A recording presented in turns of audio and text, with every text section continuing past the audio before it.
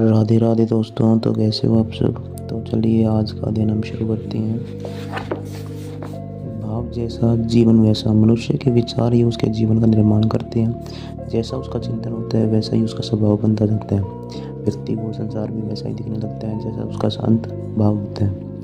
यदि किसी का मन क्रोध से भरा है तो वह स्वयं क्रोधी बन जाएगा। जो कामनाओं में डूबे है वह कामी बन जाता है।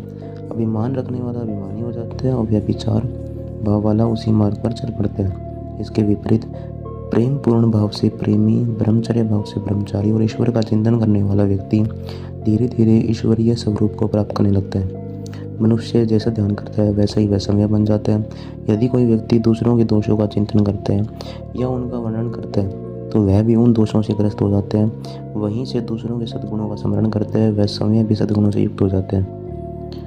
तो जब यह सत्य है कि जिसका ध्यान किया जाए मनुष्य तद्रूप बनता है, तो भगवान के ध्यान, गुणगान और स्मरण से क्या हम भी ईश्वरीय न बन जाएंगे, ईश्वर में न बन जाएंगे? निसंदेह अवश्य बनेंगे। इसलिए जो व्यक्ति ब्रह्मचर्य का पालन करना चाहता है उसे चाहिए कि वह प्रतिदिन सुबह और शाम नियम पूर्वक भगवत भजन, पूजन, सेवा, स्मरण, नाम जप और ध्यान जैसे सत्कर्मों को अपने जीवन का अंग बनाए। यही उसकी साधना की सच्ची नींव होगी।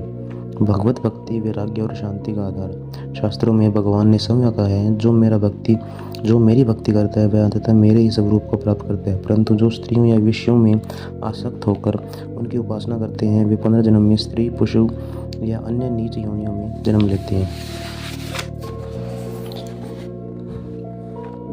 विषयों से वैराग्य, यही ब्रह्मचर्य का सार है और यह व्यक्ति सहज रूप से उसी व्यक्ति को प्राप्त होती है जो भगवत भक्ति और ईश्वर चिंतन में तल्लीन रहता है। संक्षेप में कहा जाए तो भगवत भजन ही ऐसा सशक्त साधन है जो मनुष्य को विषय वासना से मुक्त कर सच्चे वैराग्य की ओर ले जाता है।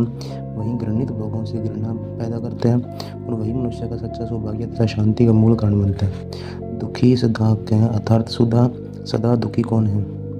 उत्तर है जो विषयानुरागी, जो इंद्रिय सुखों में लिप्त रहता है वही सदा दुखी और अभागा रहता है। भगवान स्वयं गीता में कहते हैं, स शांति मा प्रोति न कामी, अर्थात जो कामनाओं में डूबे है वह कभी भी शांति नहीं पा सकता। दरअसल विषय भोग की तृष्णा ही समस्त दुखों की जड़ है और उससे उत्पन्न वैराग्य ही समस्त सुखों की एकमात्र कुंजी है।